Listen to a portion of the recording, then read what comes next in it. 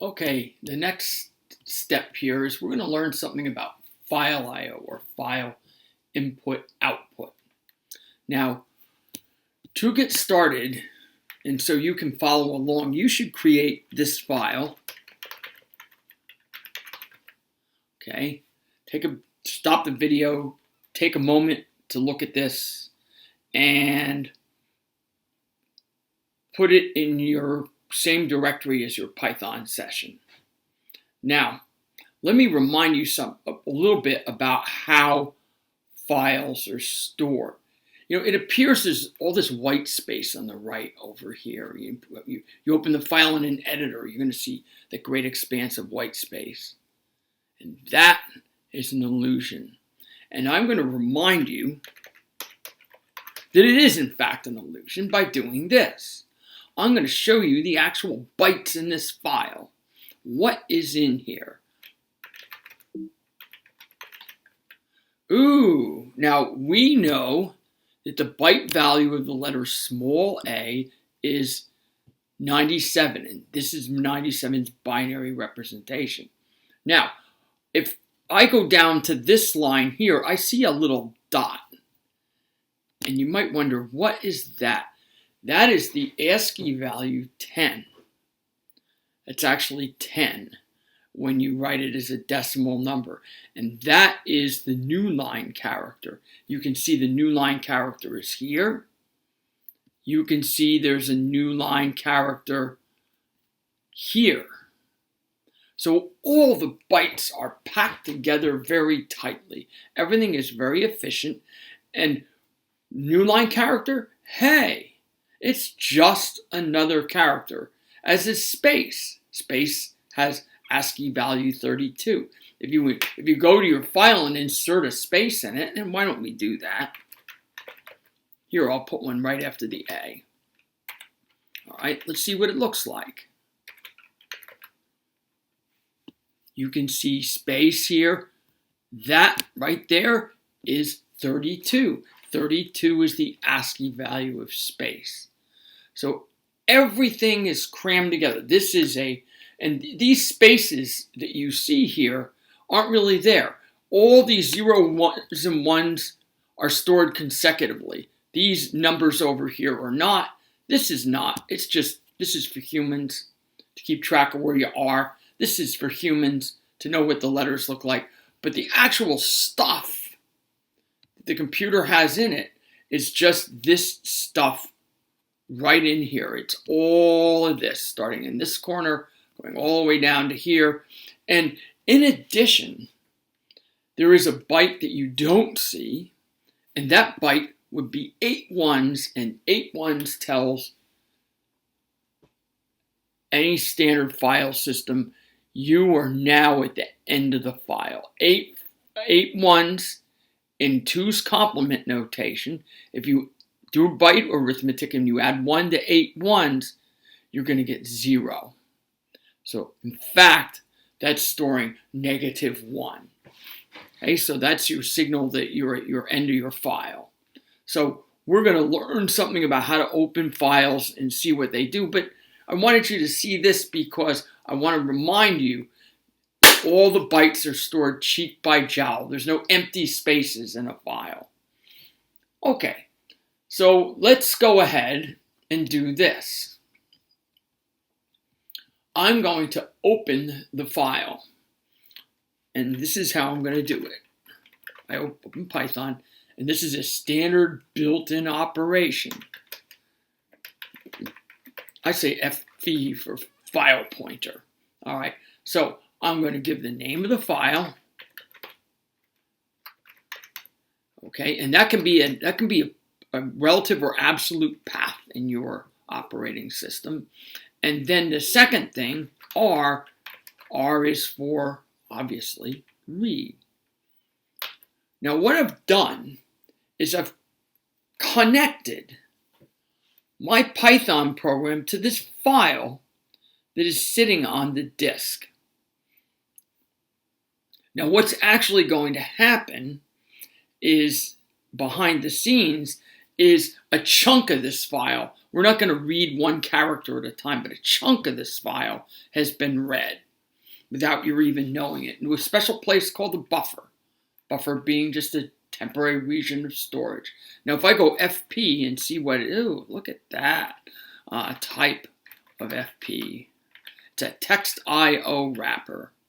Okay, that's what it is. An IO, it's a class underscore IO dot text IO wrapper.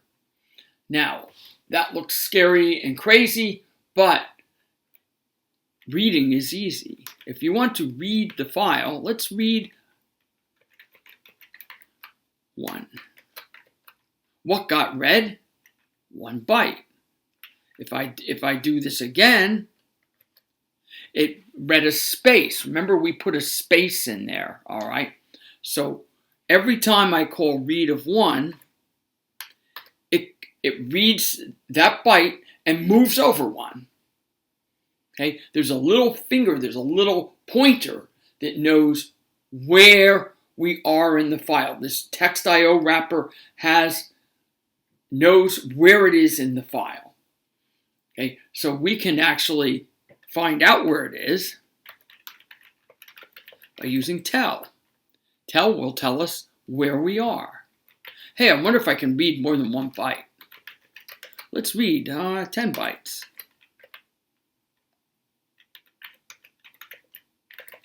And you'll see that we've moved forward 10 characters. So there's a little finger pointing at where you are in the file.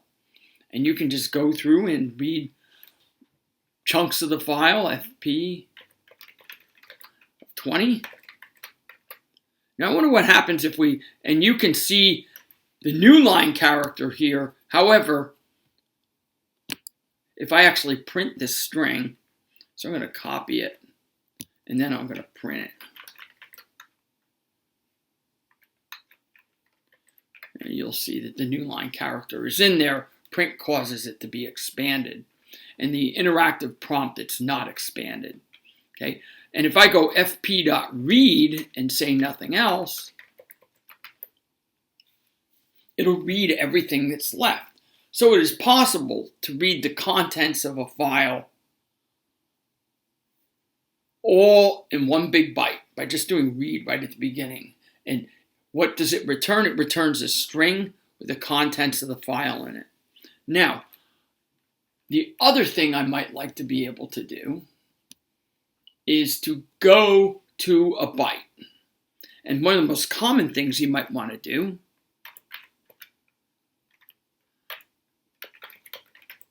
is go to the beginning. That's byte 0.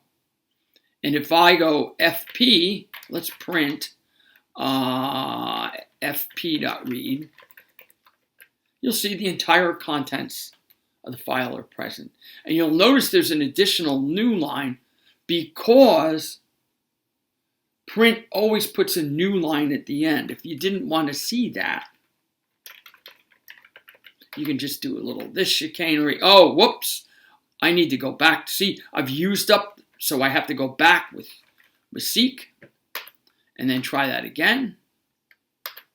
And see, there's the exact contents of the file. So the invisible characters are represented by bytes, and the bytes are packed into a file, Cheek by Jowl. So this is one way to proceed with a file. Here's another thing we can do. I'm going to go back to the beginning with my seek command. File has an iterator. Let's see how it iterates. So I'm going to say for, okay, oh, it's an iterable. File is an iterable. I'm going to go print item. Now you might ask, why did I get double spacing? Let's think about it for a minute. Because this is going through the file, the iterator goes through the file 1 line at a time. And what's at the end of each line? A new line character. What does print do? When it puts things to standard output, it puts in a new line character. So if you want this to do your bidding, let's go back to the beginning of the file. Let's use this. But let's go ahead and say end equals, and this is why Python 3 is so much better, because you have end, and there you go. There's your file printing out. Okay, so this is reading a file. Now, there's one other item, and I think I'm just going to confine myself to reading for this time. There's something called read lines. Now, read will read an entire file. If a file is huge, you might not want to read the whole thing into memory. You might want to read it a line at a time, especially if you're doing something like working on War and Peace, which is many megabytes of characters. You can also do read lines. So I will go back to the beginning of this file. I can seek to 0. And you can seek to any byte you want. You can go to byte 10 if you want. Try it. Now, let's go ahead and do this. X equals fp.readLines, empty parentheses. It's a list. What is X? X is a list that contains all the lines in the file, including the new line character. So you have to be aware of that. New line character is going to be present. So now you know how to read a file. You can read bytes. You can read a specified number of bytes. You can read the entire file. You can ask where you are with tell.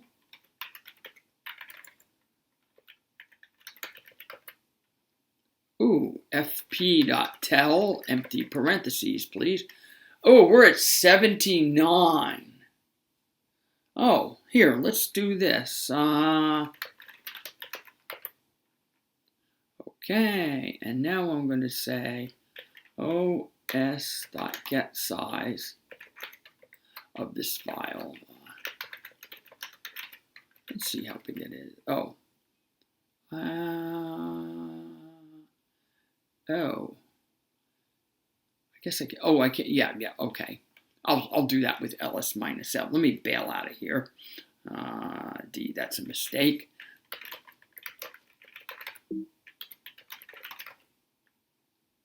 And you'll see the file has 79 bytes. Okay. So where you are is you're pointing it just beyond the end of the file. Okay. When you exhaust the file. So seek allows you to move around inside of the file. Tell tells you where you are in the file.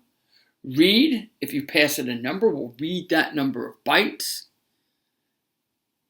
And read without anything will read the rest of the file from wherever you are to the end. And read lines will give you a list. Now, let's try one other little experiment here. Let's bring Python back. Oh.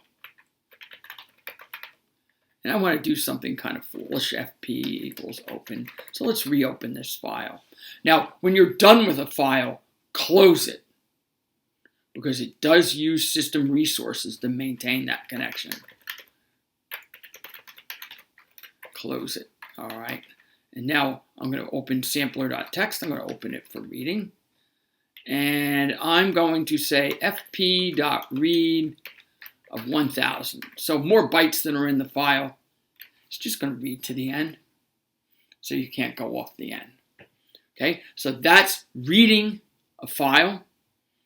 So you should make your own file and try reading it and manipulating the strings that come out.